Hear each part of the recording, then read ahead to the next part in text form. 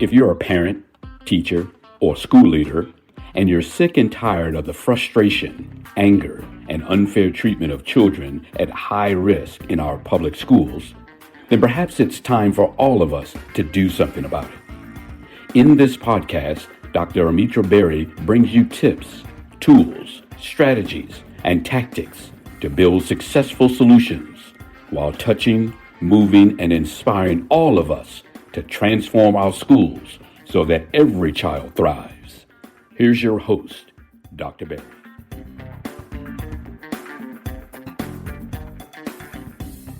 Black on black crime is jargon, violence on language, which vanishes the men who engineered the covenants, who fixed the loans, who planned the projects, who built the streets, and sold red ink by the barrel. Ta-Nehisi Coates wrote that in Between the World and Me. Hey there, equity warriors. Glad we could come together again today. So I was thinking, and these names came to mind: Columbine, Sandy Hook, Robb Elementary, Parkland High School, Virginia Tech, University of Virginia. These places all have something in common, more than one thing in common. Yes, they are schools.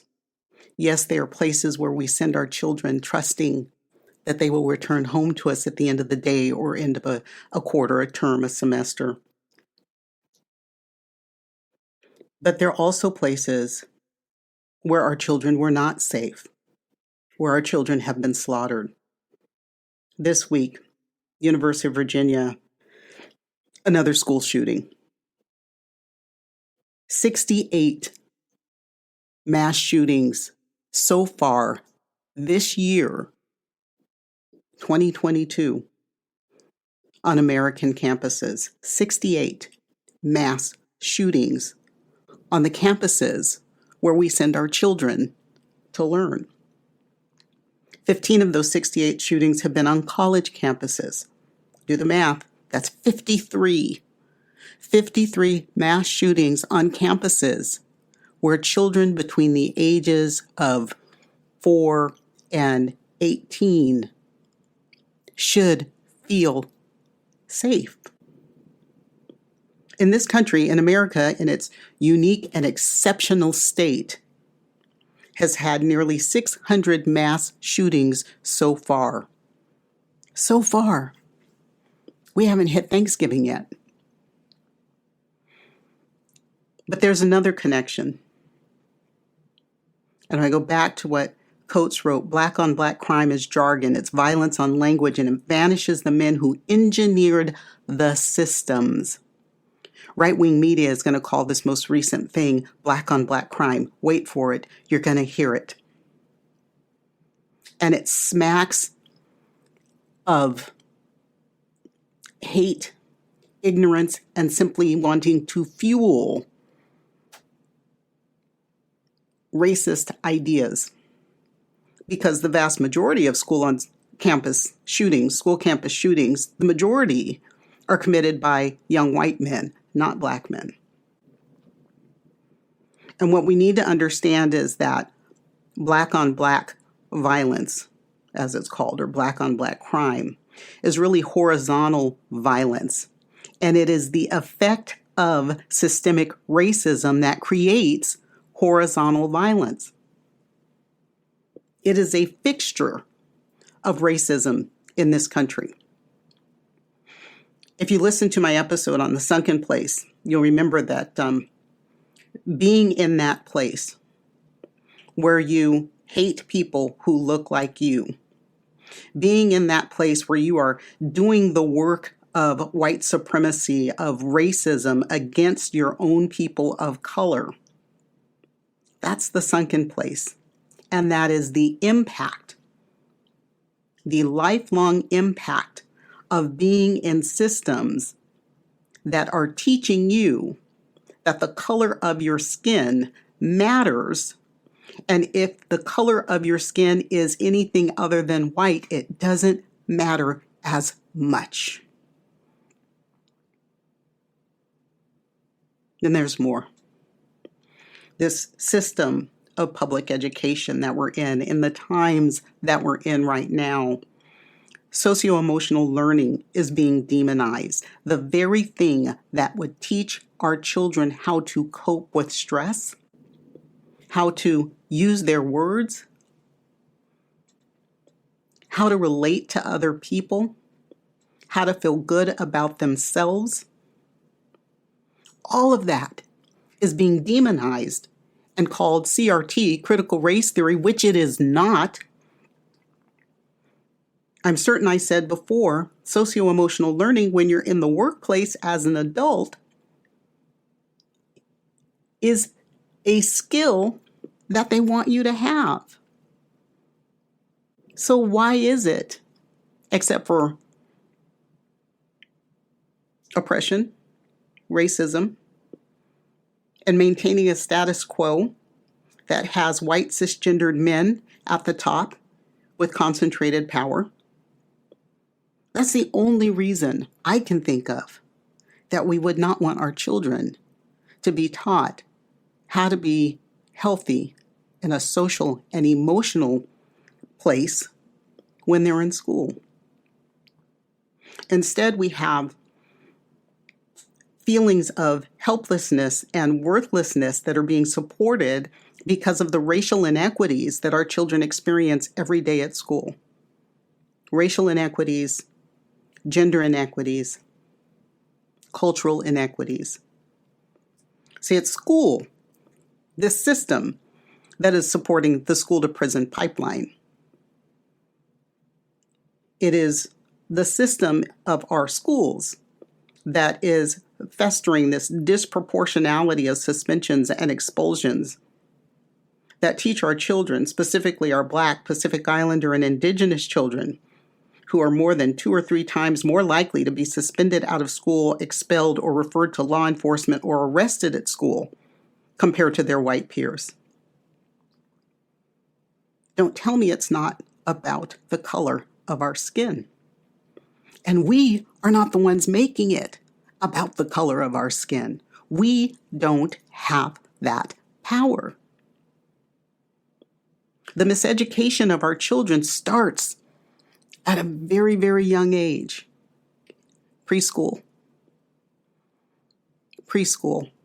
where little Black boys are still being suspended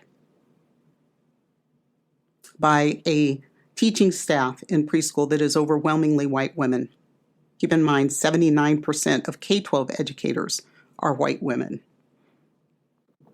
That doesn't mean they're all bad. I've said this before. You all know me by now. That miseducation begins with the stories that are read to them that teach or show, exemplify a white Eurocentric perspective as right.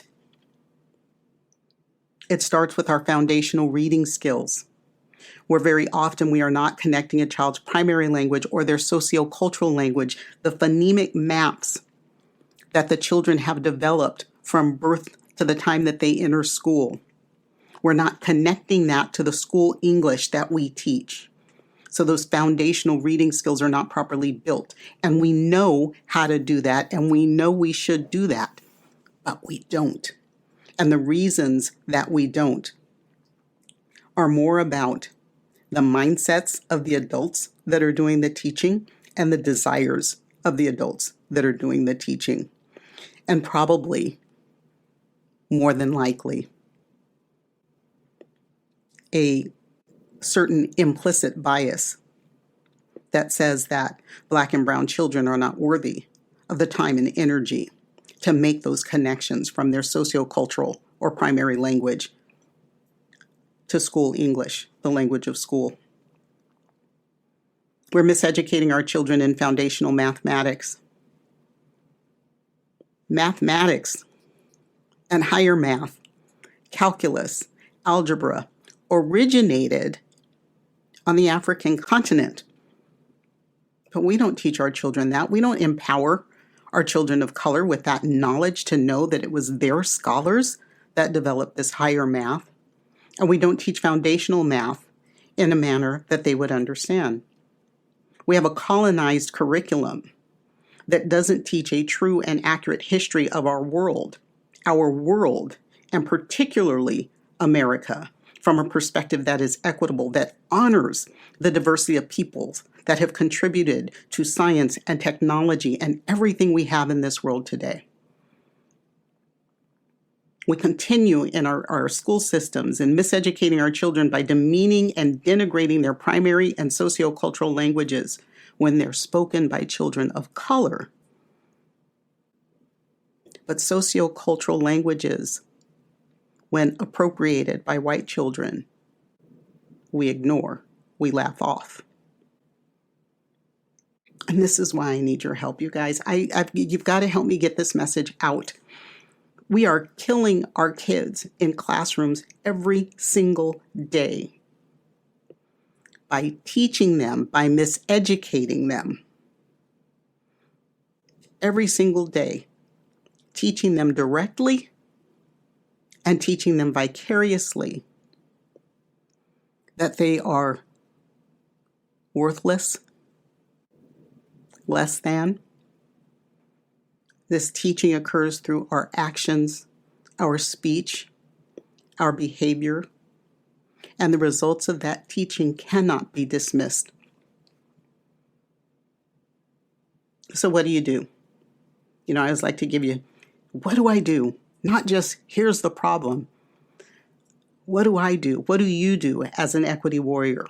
Please, first and foremost, in this episode, we're talking about a couple of things, but in terms of what brought me to this episode, the shooting at University of Virginia, understand what horizontal violence is and correct the record when you hear that term, black on black crime or black on black violence. And here's a why.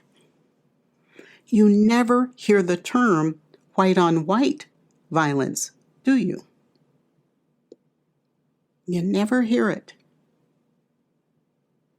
Call out the crime that is school system on marginalized learners. That's a crime we should be calling out, the crime of failing to reach and teach every child through the framework of equity. And remember, we have 4 parts of equity, 4 metrics of equity that we should be looking at. The third thing you need to remember to do, what you do, name it. Call it out. When you see inequity as it exists in our schools, in our classrooms, in your organizational culture, in the content you use to teach in the curriculum, name it, identify it. Because if you won't stand up and say, this is not right, then we can't begin to fix it, confront it, fix it. Get the professional development, the professional help you need to do the work to eliminate it from the space of school, from the materials that are used, from the cultures of schools and private organizations that support them. All these places where it festers and harms our children because too much damage is being done. I can't do this by myself. I need your help. I need you guys to share this message. I need you to voicemail me at askdrberry.com. Let me know what's going on so that we can spread the word and get greater support for you and get more answers for you. See, we react with shock and horror. Oh my gosh, another school shooting. Oh my gosh, another 4, 5, 19, 23, 32 children dead. We may react with a little shock and horror about the results of state testing, particularly the black-white achievement gaps. But oh boy, did we scream and holler when they saw that the test scores of white children had dipped tremendously during COVID. Everyone was up in arms then. But black and brown children have had those gaps forever. We react with shock and horror, but we don't act to affect change. what happens in our schools to the children in our schools can make a difference in their lives, in their lifetime trajectories. It can cut it off completely, as it does with the school shooting, or it can create a life of low-paying jobs, of incarceration, of poor health, of earlier death. But if we do what we're supposed to do, if we understand, if we start calling out inequity, if we name it, we confront it, and we fix it, we can change the trajectories of our children's lives. So help me. Spread the word, fight for this cause, and continue to join me every week. Send me your questions, your topics, your requests to AskDrBerry.com, and I'll answer those questions and bring you experts to help address those topics. As always, don't worry about the things you cannot change, but let's work our asses off to change the things we can no longer accept. I'll see you next time. That's it for today's episode of the 3E Podcast. Head over to iTunes and subscribe to the show. One lucky listener every single week that posts a review on iTunes will win a chance in a grand prize drawing to win a $25,000 value private VIP day with Dr. Berry herself. Be sure to head over to 3epodcast.com and pick up a free copy of Dr. Berry's gift. Then join us on the next episode.